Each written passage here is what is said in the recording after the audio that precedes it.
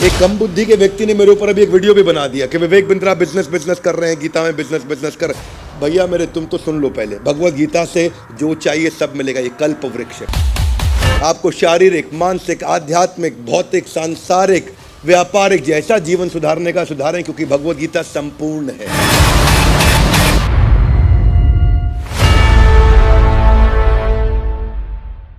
ग्रंथराज श्रीमद् भगवत गीता की धन्यवाद। आज का जो श्लोक है वो अर्जुन का एक प्रश्न है, और आज के श्लोक में अर्जुन आपसे एक प्रश्न पूछने वाले हैं और कृष्ण से पूछेंगे। इससे पहले थोड़ी बात हुई, कर्मण्येवाधिकारस्ते मा फलेषु कदाचन। वो आपने एपिसोड देखा होगा कि कर्म करो फल की इच्छा मत करो। बड़ा पॉपुलर श्लोक है ये भगवत गीता का, ये पिछला एपिसोड था। लेकिन अर्जुन ये बात सोचते सोचते अब सोचने लगे कि इतने इंटेलिजेंट लोग होते कौन हैं जो भगवत गीता को अप्लाई कर लेंगे। कहां मिलते हैं, कहां से आते हैं, कौन होते हैं ये, कैसे लोग होते हैं ये। तो अर्जुन के मन में एक प्रश्न आ गया कि भगवान आप ही से पूछ लेता हूं। दूसरे अध्याय का 54वां श्लोक, मेरे पीछे जरा श्लोक दोहराइए। अर्जुन उवाच स्थित प्रज्ञ सका भाषा समाधिस्थस्य केशवा स्थित धी किम प्रभाषेत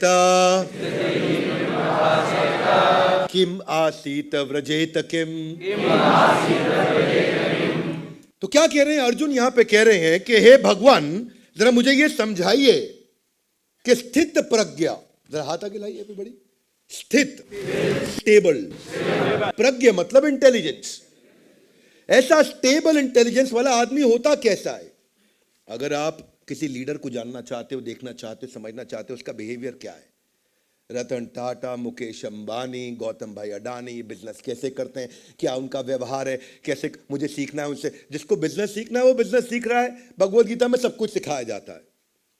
एक कम बुद्धि के व्यक्ति ने मेरे ऊपर अभी एक वीडियो भी बना दिया कि विवेक बिंद्रा बिजनेस कर रहे हैं, गीता में बिजनेस कर। भैया मेरे, तुम तो सुन लो पहले, भगवत गीता से जो चाहिए सब मिलेगा। ये कल्प वृक्ष है। कम ऑन, क्या है ये? कल्प वृक्ष है। ऐसे मेरी इच्छा बिल्कुल नहीं होती किसी को जवाब देने की वीडियो के लिए, लेकिन भगवत गीता कल्प वृक्ष है। संपूर्ण अपने आप में आपको शारीरिक, मानसिक, आध्यात्मिक, भौतिक, सांसारिक, व्यापारिक जैसा जीवन सुधारने का सुधारें, क्योंकि भगवत गीता संपूर्ण है। Would you agree with me loudly? Yes no? भगवान ने यह भी बताया कि शरीर कैसे अच्छा करते हैं, भोजन क्या करते हैं। अरे अध्यात्म तो बहुत ऊंची चीज, भगवान ने सब कुछ बताया गीता के अंदर।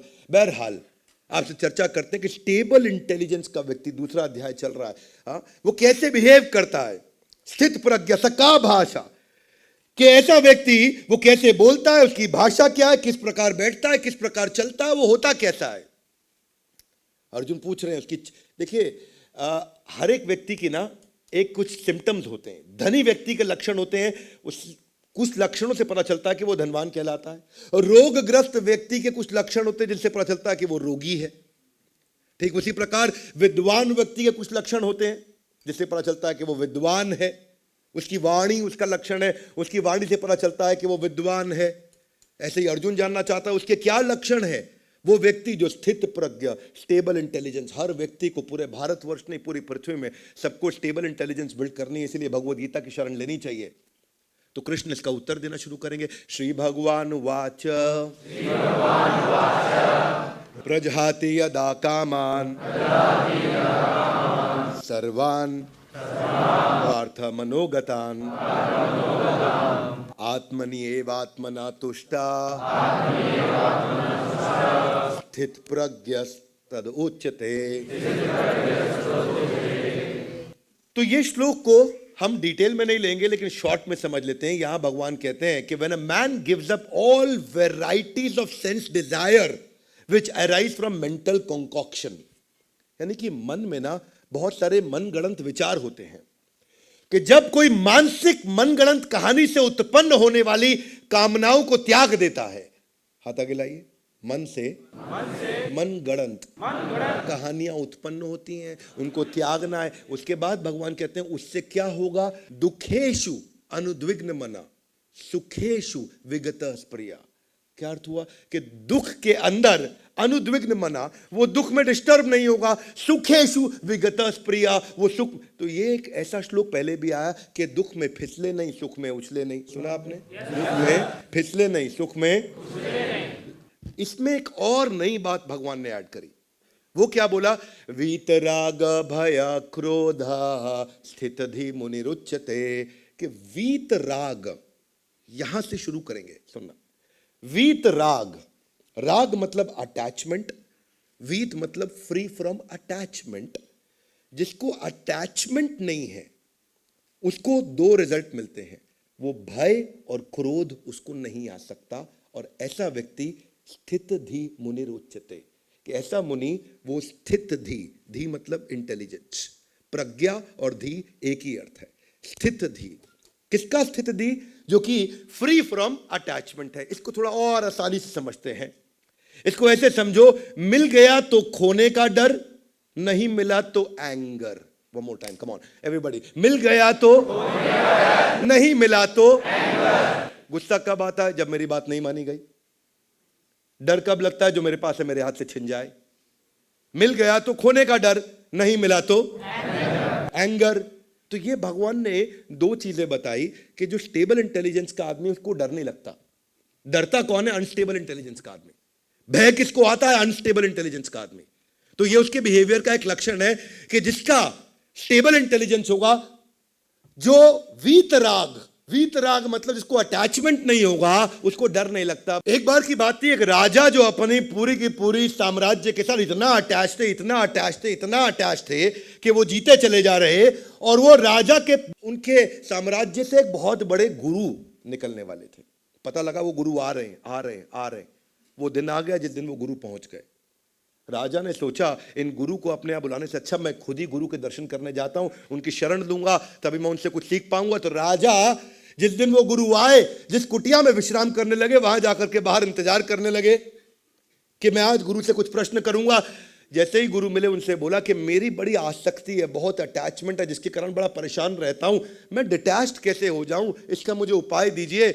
मैं बड़ा खुश हो जाता हूं कुछ जीत जाऊं, बड़ा दुखी हो जाता हूं कुछ हार जाऊं, तो बड़ा इमोशनल प्लेटफॉर्म पर जीवन जी रहा हूं। गुरु ने कहा कोई बात नहीं, दो कागज के टुकड़े लाओ। दो कागज के टुकड़े गुरुजी के सामने लाए गए।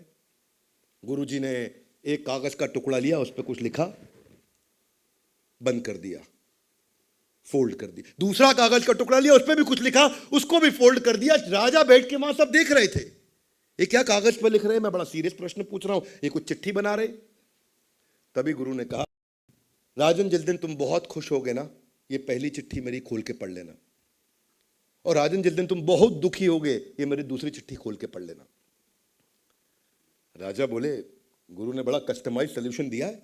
दोनों चिट्ठी बड़ी संभाली, बड़े बड़े एनवलप बनाए, खुश होने के ऊपर लेबल लिख दिया, ये खुशी वाली चिट्ठी है। दुखी पे दुखी का लेबल लिख दिया, दुख वाली चिट्ठी लेके राजा निकल पड़े।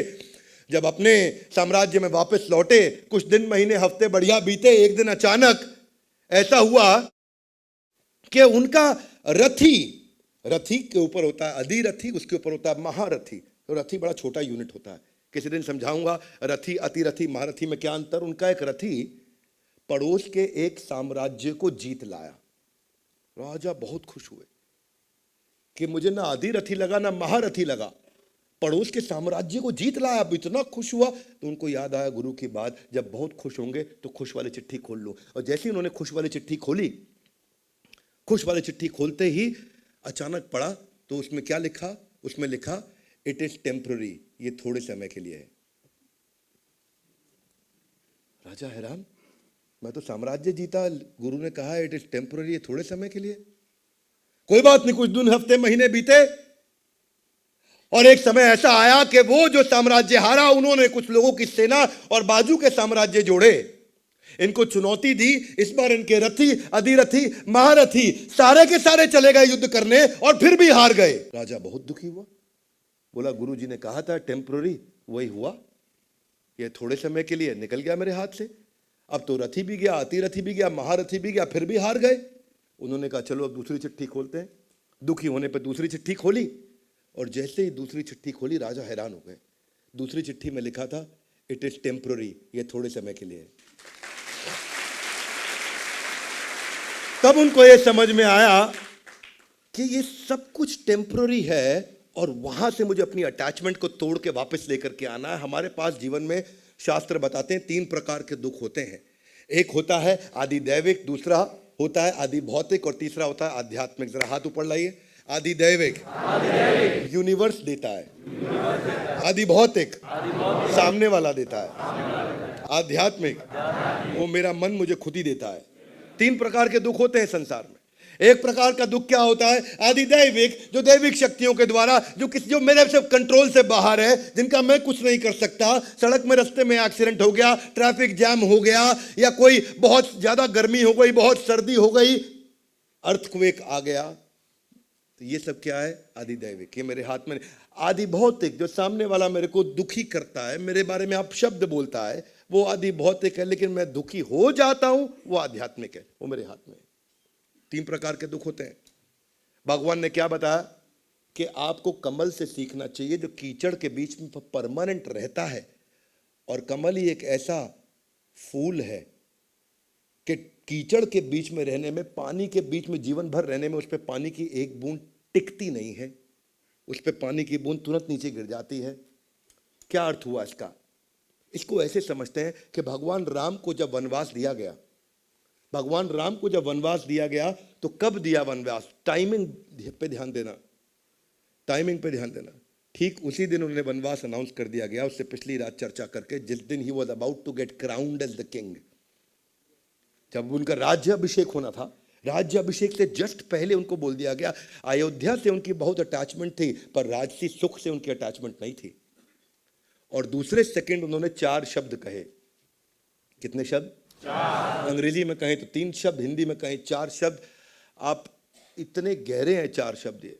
जब उनको बताया गया कि अब तुमको वनवास दिया जा रहा है और तुम्हारे छोटे भाई भरत को साम्राज्य दे दिया जाएगा, तो उन्होंने 4 शब्द कहे, बस इतनी सी बात। क्या 4 शब्द? बस इतनी सी बात। अंग्रेजी में इज दैट ऑल। इतनी छोटी सी बात। भगवान राम का भयंकर डिटैचमेंट, इतना भयंकर डिटैचमेंट कि वो, उनको इनहेरिटेंस नहीं चाहिए, अयोध्या वासियों से प्रेम था। सो डिटैचमेंट उनका अपने पिता और माता के कंफर्ट के लिए था। और उसी को बोला, अर्जुन ने पूछा स्थित प्रज्ञ स का भाषा? भगवान ने बोला, अर्जुन ने पूछा किम प्रभाषेत किम आसीत व्रजेत किम, वो कैसे होते हैं स्थित प्रज्ञा वाले? तो भगवान ने उत्तर दिया, वीत राग भय क्रोधा। जिसको कोई अटैचमेंट नहीं, ना तो उसको भय आएगा न क्रोध आएगा। मतलब क्या है? हमारा क्या है? हमारा है मिल गया तो खोने का डर, नहीं मिला तो एंगर। और भगवान राम का क्या है? न खोने का डर न एंगर। ये हम में और भगवान राम में अंतर। न खोने का डर न एंगर। क्या उनको क्रोध आया कि मुझसे सब कुछ छीन लिया? क्या उनको डर लगा मुझसे सब कुछ छीन लिया? वीत राग भय क्रोधा। लेकिन क्या हमारी बुरी आदतों से इतनी भयंकर अटैचमेंट होती है, इतनी भयंकर बुरी आदतों से अटैचमेंट होती है कि हमसे छीन लिया जाए तो बहुत दिक्कत होती है। वैसे एक आदमी, आजकल तो आप सुन ही रहे हैं कि जो है ना, लिवर खराब हो जाता है शराब पीने से। तो अखबार में बड़ी लंबी चौड़ी खबर, एक लंबा आर्टिकल आया हुआ कि कल केवल दिल्ली शहर के अंदर शराब पीने के कारण लीवर खराब होने से 8 मौतें हो गई। तो आदमी अखबार पढ़ रहा था, शराब पीने से लीवर खराब हुआ, 8 मौतें केवल दिल्ली में हो गई। जोर से अखबार बंद किया और पत्नी के सामने चला, आज से बंद। पत्नी बड़ी खुश हुई, बहुत अच्छा किया, आज से तुमने शराब बंद कर दी। नहीं, आज से अखबार बंद। भगवान कह रहे वीत राग भय क्रोध ना। इनका अटैचमेंट इतना ज्यादा है। देखो, ये अटैचमेंट वर्सेस डिटैचमेंट को मैं आपको समझाता हूं। ये क्या है? ये सब मन में है। A one more time, come on. कहां है सब? आधा गिलाई। कैसे? देखिए, ऐसे मन में है कि एक बहुत धनी व्यक्ति था, वो अत्यंत धनी, और उसका जो घर था वो इतना सुंदर घर बना, इतना महल जैसा घर बना कि पूरे शहर में ऐसा घर किसी का नहीं। विजुअलाइज करो, सुंदर सुंदर बाग बगीचे, बड़े बड़े दरवाजे, अंदर खुलने पे drawing room, double triple height का रूफ, महल जैसा घर बना है। और सब सोचते थे कि अपना पैसा लगा करके हम इतना बढ़िया घर बना नहीं पाएंगे। उसको बोलते थे आप पैसा बताओ, आपसे ले लेंगे आपका घर। वो अपना घर बेचता नहीं था, उसने बहुत मन से बनाया था अपना घर, बड़ा प्रेम से बनाया घर अपना। रियल एस्टेट वाले समझ सकते हैं, जब कोई दिल से अपना घर बनाता है ना, वो उसमें कितना समय लग जाता है, कितने साल लग जाते हैं। कारपेंटर अंदर घुसता है, ऐसा लगता है अगले जीवन में बाहर निकलेगा। बड़ा अच्छा घर बना है, लेकिन अभी 3 बेटे और पत्नी के साथ आनंद से वहां रहता था, व्यापार करता था। एक दिन व्यापार के कारण उसको विदेश जाना पड़ा। बहुत दिन बाद जब विदेश से वापस लौटा और घर के सामने आया तो बड़ी भीड़ लगी हुई घर के बाहर। भीड़ को चीरते हुए आगे गया, हैरान हो गया, ये क्या हो रहा है? आग लगी पड़ी पूरे मकान में, और आग बढ़ती गई, पूरा मकान जल गया उसका। और खड़ा होकर जोर जोर से रोने लगा, हे भगवान, ये क्या हो गया मेरे साथ? बाकी लोग तो देख रहे थे, उनका घर नहीं जल रहा, इसका घर जल रहा। ये रोने लगा, बहुत रोया। वहां पे अचानक भागता हुआ उसका सबसे बड़ा बेटा आया। पिताजी क्यों रो रहे हैं आप? बोला घर जल गया, रोऊंगा नहीं तो क्या करूं। मत रोइए। बोले क्यों? आपके पीछे से मैंने आपको बताया नहीं, ये मकान में एक आदमी आया, मुझे बोला मकान चाहिए, मैं कहा नहीं दूंगा। बोला चाहिए, मैं कहा नहीं दूंगा। बोला 2 गुना दाम, मैं कहा नहीं दूंगा। बोला 3 गुना दाम, मैंने कहा चल ले ले। आपके आने से पहले 3 गुना दाम पे मकान बेच चुका था मैं। पिता बहुत खुश हुए, बहुत खुश हुए। तू तो बहुत बुद्धिमान बालक निकला, तो 3 गुना पे मकान बेच आया। अब हमारा नहीं है, किसी और का जल रहा है। आराम से बाकी सैकड़ों लोगों की तरह देखने लगा। तभी दूसरा बेटा भागता हुआ आया। पिताजी आप आराम से कैसे खड़े हैं? बोले हमारा नहीं जल रहा है, उसका जल रहा है। अरे नहीं पिताजी, हमारा ही जल रहा है। बोले कैसे? बोला इसने जिसको बेचा है उससे खाली बयाना लिया है 10%, जली हुई राख का कोई 90% देगा नहीं। ये फिर रोने लगा, फिर रोना चालू। और अब बहुत लोग देख रहे हैं और ये रो रहा। इतना जोर जोर से चिल्लाने लगा, इतना जोर जोर से, हाय मेरा मकान जल गया, 10% पेमेंट आई है, 90% जल गया, मेरा मकान जल गया। इतने में भागता हुआ तीसरा बेटा आया। पिताजी रो क्यों रहे हैं? बोला मेरा मकान जल रहा है। नहीं नहीं पिताजी, अभी बताता हूं। वो आदमी इतना ईमानदार निकला कि मैं उससे अभी फोन पे बात करके आया। बोला किसको पता था मकान जलेगा? बोला कमिटमेंट इज कमिटमेंट। अब ये मकान जला होता या नहीं जला होता, मुझे पूरे पैसे देने थे, मैं अभी भी पूरे ही पैसे दूंगा और अभी लेकर के आ रहा हूं। वो वापस खुश हो गया। बोला किसी और का जल रहा है। इतनी सारी देर में बदला क्या? कुछ भी नहीं बदला। ना मकान बदला, ना आग बदली, ना वहां खड़े हुए लोग बदले, ना खरीददार, खरीदने वाला बेचने वाला बदला तो सिर्फ मन में भावना, ये मेरा है, ये मेरा नहीं है, ये मेरा है, केवल भावना बदल रही थी जिसके कारण वो रो रहा था। वही भगवान कह रहे हैं, वीत राग भय क्रोधा स्थित धीमु निरुच्यते। ये जो अगर भगवत गीता पढ़ लेगा तो जिंदगी से भय नाम की कोई चीज कंप्लीटली समाप्त हो चुकी होगी। कैसे एक इंसान फियरलेस बन जाता है, कैसे इंसान पावरफुल बनता है। ये आदमी आग अपने मकान जलने पे कभी रो रहा, कभी हंस रहा, कभी रो रहा। दूसरी तरफ महाराज जनक की कहानी सुनाता हूं। महाराज जनक अपने गुरु यज्ञवल्क्य के पास बैठे हुए थे, और महाराज जनक मिथिला नरेश थे, मिथिला के राजा थे, और उनको इतना शक्तिशाली, ईमानदार और ऐसा एक इंटेग्रिटी वाला राजा माना जाता था। वो गुरु की शरण में बैठे हुए, और तभी कोई आया वहां सिपाही भागता हुआ और बोला महाराज की जय हो, एक बुरी खबर लाया हूं। बोले कहो। महाराज आपका पूरा महल जल गया है, मिथिला नरेश आपका पूरा महल जल गया है। और वो क्या जवाब में बोलते हैं? कहते हैं मिथिलायम प्रदग्धायम नाम किंचित प्रणश्यति।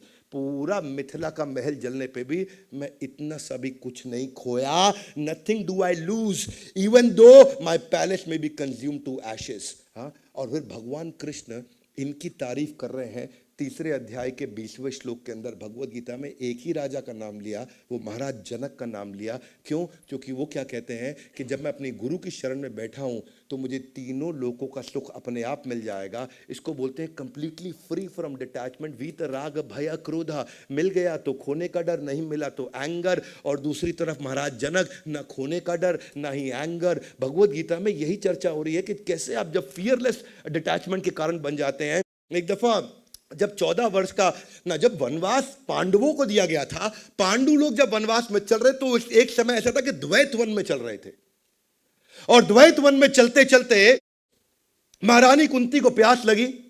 पांचों पांडु पुत्र साथ साथ चल रहे, तो उन्होंने सबसे छोटे भाई सहदेव को बोला कि सहदेव तुम जाओ जरा मां कुंती के लिए जल लेकर के। सहदेव घूमता घूमता घूमता एक जलाशय को मिल गया।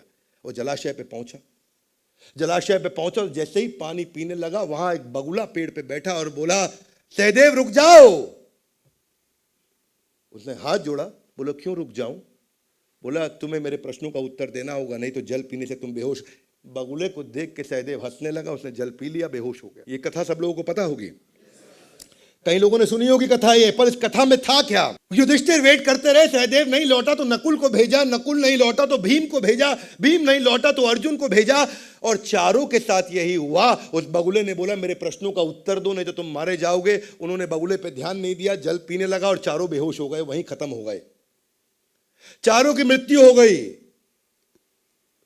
महाराज युधिष्ठिर हैरान हो गए, चारों भाई लौटे नहीं। मां कुंती को कहा, मां कुंती आप जरा यहीं बैठिए, आराम करिए, मैं तुरंत आया।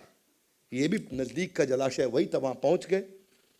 जैसे ही पहुंचे चारों भाई इनको दिखे, और तभी आवाज आई एक बगुले की, बोला मैं यक्ष हूं। युधिष्ठिर जो तुम्हारे भाइयों के साथ हुआ वही तुम्हारे साथ भी होगा, अगर तुमने मेरे प्रश्नों का उत्तर नहीं दिया तो। महाराज युधिष्ठिर ने प्रणाम किया, बोला पूछिए आप मुझसे क्या पूछना चाहते हैं। महाराज युधिष्ठिर में कोई भय नहीं, पूछिए मुझसे क्या पूछना चाहते हैं।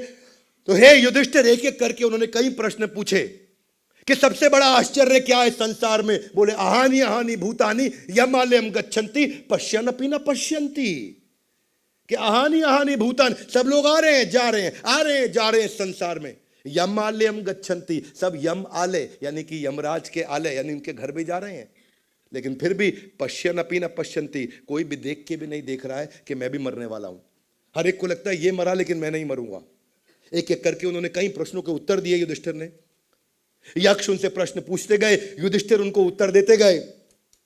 जैसे जैसे युधिष्ठिर ने सारे उत्तर दिए, तो यक्ष ने कहा कि युधिष्ठिर तुम सभी धर्म के सभी मर्मों के तुम ज्ञाता हो, मैं तुम्हारे सारे उत्तरों से संतुष्ट हूं, इसलिए मैं अब तुम्हारे संतुष्टि के बाद के लिए एक ही भाई को जीवित कर सकता हूं। ध्यान दीजिएगा, एक ही भाई को जीवित कर सकता हूं। तुम्हारे भाइयों ने मेरी बात पे ध्यान नहीं दिया था, इस संतुष्टि के कारण बताओ किसको जीवित करूं। तो जैसे ही उन्होंने कहा किसको जीवित करूं, महाराज युधिष्ठिर ने तुरंत कहा कि हे यक्ष, आप ऐसा करें नकुल को जीवित कर दें। यक्ष हैरान, नकुल को? नकुल तुम्हारे साथ में तो महाबली भीम जिसके पास 10,000 हाथियों का बल है, उसको जीवित कर लेते।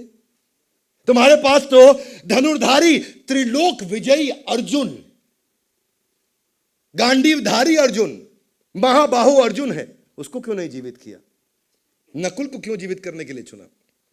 तो वही युधिष्ठिर ने उत्तर दिया मुस्कुरा के कि हे यक्ष, धर्मात्मा पांडु की 2 पत्नियां थी, 2 रानियां थी।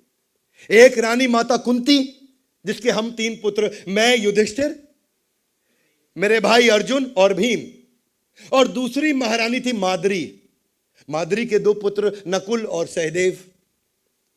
हे यक्ष, अगर जब माता कुंती का सबसे ज्येष्ठ पुत्र जीवित है तो धर्म के अनुसार माता माद्री का भी सबसे ज्येष्ठ पुत्र जीवित होना चाहिए, यानी कि आपको नकुल को जीवित करना होगा। भीम और अर्जुन से मुझे प्रेम है, परंतु वो धर्म के विरुद्ध होगा। जैसे ही यक्ष ने बात सुनी, यक्ष मुस्कुराए और बोले युधिष्ठिर, तुम नहीं जानते, मैं ही तुम्हारा धर्म पिता हूं, और मैं तुम्हारी परीक्षा ले रहा था, और इस परीक्षा में तुम उत्तीर्ण हुए, और आज से तुम्हें धर्मराज युधिष्ठिर के नाम से जाना जाएगा। ये वो युधिष्ठिर हैं जिनको ना खोने का डर, ना एंगर, ना खोने का डर, ना एंगर। वही पूछा अर्जुन ने प्रश्न कि स्थित प्रज्ञ का भाषा, कि स्टेबल इंटेलिजेंस के लोग कैसे होते हैं? तो भगवान ने उत्तर दिया वीतराग भय क्रोध। अरे भाई, डरता वही है जिसका स्टेबल इंटेलिजेंस नहीं। जिंदगी में जो डर डर के काम करता है, कुछ छूट गया तो डर जाएगा, किसी ने बुरा बोल दिया तो डर जाएगा, उसके साथ कुछ गलत हो गया तो घबरा जाएगा, ऐसा कैसा वैसा कैसा, ये सोचते रहते हैं। हाथ से कुछ फिसल गया तो उनको लगा मैं बर्बाद हो गया, खत्म हो गया। ये सब वही लोग हैं जो भगवत गीता की शरण कभी नहीं लिए और समझे नहीं।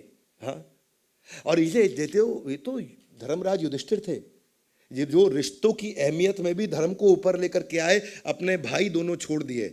नकुल की बात का, आजकल के रिश्ते अलग हैं, आजकल के रिश्ते में मनोहर नाम का एक आदमी, उसकी पत्नी बीमार पड़ गई बहुत, तो भागा अस्पताल, डॉक्टर के पास गया, बोला डॉक्टर डॉक्टर मेरी पत्नी बीमार हो गई, पत्नी बेहोश हुई है। डॉक्टर थोड़ा चेकअप करने लगे, स्टेथोस्कोप लगाया, सब कुछ किया और बोला मैं क्षमा चाहता हूं, आपकी पत्नी अब इस संसार में नहीं रही, मर गई। तो ये आराम से सुन रहा था, बोले नहीं रही, वो नहीं रही। अच्छा, इतने में थोड़ी पत्नी हिली डुली, पत्नी जब हिली डुली, हिल डुल के थोड़ी आवाज करके वापस बोली नहीं नहीं डॉक्टर साहब मैं जीवित हूं। जैसे ही बोली मैं जीवित हूं, पति बोला चुप कर, तुझको ज्यादा मालूम है या डॉक्टर को ज्यादा मालूम है? आजकल के रिश्ते अलग हैं, ये अलग टाइप के रिश्ते हैं, है कि नहीं? यहां धर्मराज युधिष्ठिर वाले रिश्ते नहीं है। पर ये जो फियरलेस नेचर है, ये मैंने श्रीमती मीराबाई में सुना, मीराबाई के जीवन में देखा। श्रीमती मीराबाई 4 साल की थी तो एक शादी का जब प्रोसेशन जा रहा था तो अपनी मां से पूछा ये कौन है? बोले दूल्हा जा रहा है। श्रीमती मीराबाई ने कहा मेरा दूल्हा कौन होगा? तो मां थोड़ा पीछे घूमी और बोली ये कृष्ण जो दिख रहे हैं तुम्हें, यही तुम्हारे दूल्हे हैं, यही तुम्हारे पति हैं। वो बात श्रीमती मीराबाई के दिल में बैठ गई कि यही मेरे पति हैं। वो बात दिल में बैठ क्या गई, श्रीमती मीराबाई अब उन्हीं की पूजा करने लगी, उन्हीं डीटीज को उन्होंने अपना सब कुछ मान लिया। परंतु और इतना भक्ति करने लगी, इतनी अनन्य, अनन्य का अर्थ होता है ना कोई अन्य, ना कोई, इसको बोलते हैं अनन्य भक्ति, ना कोई अन्य। ऐसा नहीं अलग अलग शेल्टर ले रहे हैं, हम ओटीटी प्लेटफॉर्म्स की शेल्टर लेते हैं, मीराबाई केवल कृष्ण की शेल्टर लेती। लेकिन जैसे जैसे वो बड़ी हुई, उनकी इच्छा के विरुद्ध शिशोदिया वंश के महाराज भोजराज से उनका विवाह कर दिया गया। वो चाहती नहीं थी, क्योंकि अपने मन ही मन पति कृष्ण को मान चुकी थी। अब शिशोदिया वंश के महाराज भोजराज जब उनके नजदीक आने लगे तो श्रीमती मीराबाई उनको रोक दे, मना करे। उनके लाख प्रयासों के बाद भी इन्होंने अपने शरीर को छूने नहीं दिया। श्रीमती मीराबाई इतनी प्रेम में विलीन थी, इतनी प्रेम में विलीन थी, इन्होंने बहुत प्रयास किए उनके नजदीक जाने के, ये उनको दूर कर देती, वो भी शिशोदिया वंश के राजा। और धीरे धीरे न केवल बुरा माने, बल्कि बात इतनी खराब हो गई, इतनी खराब हो गई कि उनको लगा कि अगर तू मेरी नहीं तो तू किसी की नहीं। और जब यह बात हो गई तू किसी की नहीं, तो उन्होंने बड़ी यातनाएं दी। उन्हें कीलों के बड़े बड़े शैया पे लेटा दिया, वो फूलों की शैया बन गई। छत से ऊंची नीचे धक्का दे दिया तो ऐसा फूलों का गद्दा बन गया जिस पे वो गिरी। जब उनको फूलों की टोकरी के अंदर बड़ा कोबरा सांप भेजा तो वो भगवान कृष्ण की मूर्ति में फूलों से लिपटे हुए परिवर्तित हो गया। जहर का प्याला पिलाया तो वो अमृत बन गया। इनको तो डर नहीं श्रीमती मीराबाई को। और शिशोदिया वंश के महाराज को देख करके इतनी हैरानी हुई, उनका वैराग्य देख के इतनी हैरानी हुई कि उन्होंने उसके बाद उनका भी हृदय परिवर्तित हो गया और आजीवन उनको अपना मित्र मान लिया और आजीवन मित्र मान करके ही जीवन चला। ये थी श्रीमती मीराबाई, न खोने का डर न एंगर। हाँ, ये अर्जुन ने जब प्रश्न पूछा कि स्थित प्रज्ञा स का भाषा, तो कृष्ण ने जवाब दिया वीत राग भय क्रोध स्थित धी मुनि रुच्यते। यहाँ बात खत्म नहीं हुई, ये आगे भी चलेगा, अगले श्लोकों में भी आएगा। भगवान शिव के साथ में भी ये कथा आती है, जब जिस समय हलाहल का उत्पन्न हुआ था 14 रत्नों में से। कहां पे हुआ था ये? जब क्या किया गया था? समुद्र मंथन में 14 रत्न, उनमें से एक था हलाहल यानी कि विष। और जब विष बाहर आया, इतनी लपटे और इतनी आग निकली उस विष में से, इतनी आग निकली कि एक तरफ देव एक तरफ दानव सब जलने लगे। और सबने भगवान शिव से प्रार्थना करी, दानवों ने भी करी, देवताओं ने भी करी, सुर असुर सबने प्रार्थना करी, प्रभु आप आइए। और भगवान शिव ने आकर के उस जहर को अपने कंठ में धारण कर लिया। यहां तक सबको पता है। देवताओं ने जब उनको धन्यवाद किया, बोला आपने बहुत बड़ा काम कर दिया हमारे लिए। बोला मैंने कुछ खास नहीं किया, I didn't do anything great, it was easy to digest this poison. इस पॉइजन को डाइजेस्ट करना आसान है, परंतु इस पृथ्वी के जीवन में जो अनुभव करने से जो विष सामने आता है, और किसका? भय और क्रोध का, उसको डाइजेस्ट करना असंभव है। और उसी को भगवान कृष्ण ने भगवत गीता में बताया। जो भगवान शिव ने करके दिखाया, उसको भगवान ने एक्शन में बताया। इसलिए हम बोलते हैं come on Gita in action. Now everybody come on Gita in action. ये इस संसार में भी आपको ऐसे बहुत लोग मिलेंगे। ये केवल ऐसा नहीं देवी देवताओं की कथा सुना। थॉमस एल्वा एडिसन के बारे में सब जानते हैं। 1914 की बात थी, उनकी सबसे बड़ी फैक्ट्री न्यू जर्सी में आग लग गई और आग इतनी भयंकर लगी, सब धू धू के जलने लगा। एडिसन बाहर खड़े होकर हंसने लगे जोर से, अपने बेटे को बोले, तुमने ऐसी आग देखी है? बोला नहीं देखी। बोला नहीं देखी ना? बोला नहीं देखी। सबको इकट्ठा करके लाओ, अपनी माँ को और अपने दोस्तों को, उनको भी दिखाओ, मैंने भी ऐसी आग नहीं देखी। बोला पिताजी आप खुश हो रहे हैं? बोला हाँ खुश हो रहा हूँ, क्योंकि हमारी सारी गलतियाँ यहाँ जल के बर्बाद हो जाएंगी। बेटा हैरान हो गया, सारी गलतियाँ जल के बर्बाद हो जाएंगी। और वही इतना बेटा कंफ्यूज था, और वही उन्होंने आग लगने के बाद जब जाकर के न्यूयॉर्क टाइम्स को इंटरव्यू दिया तो बोला मेरी गलतियाँ जली हैं, फैक्ट्री नहीं जली है, फैक्ट्री यहाँ पे है। मुझे इस सब गलतियां जलने से थोड़ी डर लगे, गलती जलने से मैं खुश हो रहा हूँ। और अगले 2 साल के अंदर $1 मिलियन वाली कंपनी को उन्होंने $10 मिलियन 2 साल में कन्वर्ट कर दिया, क्योंकि उन्होंने वादा किया था आग बुझते ही मलबा हटा के मैं वापस जुट जाऊंगा। ये है वीतराग भय क्रोधा, न खोने का डर और न एंगर। जो डिटैच्ड व्यक्ति है ना, वो संसारी हो या देवी लोक से आ रहा हो, उसको किसी का डर नहीं। ये आदमी डरता तभी है जब उसको अटैचमेंट होता है। वही गौतम बुद्ध ने भी बताया कि अटैचमेंट ही सब चीज़ों का कारण है, इन सारे दुखों का कारण है। और अगर ये सीरीज में चलेगा भी, आगे भी भगवान और बताएंगे कि स्थित प्रज्ञ सका भाषा। इसीलिए गीता इन एक्शन के सारे एपिसोड देखिए, अपने बच्चों को दिखाइए, अपने मित्रों को दिखाइए गीता इन एक्शन। ये हमारा एक ऐसा प्रयास है जहाँ पे हम आपको ये वो सारे के सारे गुण जो भगवान कृष्ण ने बताए हैं, अमानित्वम, अदम्बित्वम, अहिंसम, शांतिरार्जवम, वो सारे के सारे गुण व्यक्ति विकसित कर सकता है और जीवन के हर हिस्से में अपनी सफलता को प्राप्त कर सकता है। न केवल आध्यात्मिक जीवन परलोक, बल्कि इस लोक को भी सुखी बना सकता है। गीता इन एक्शन के सारे एपिसोड्स को देखने के लिए, इस वीडियो को पूरा समझने के लिए, वीत राग भय क्रोधा स्थित धीम निरुच्यते, स्टेबल इंटेलिजेंस सबको चाहिए। हमारे साथ जुड़े रहने के लिए आप सबका हृदय की गहराई से प्रेम पूर्वक बहुत बहुत धन्यवाद। ग्रंथराज श्रीमद् भगवद गीता की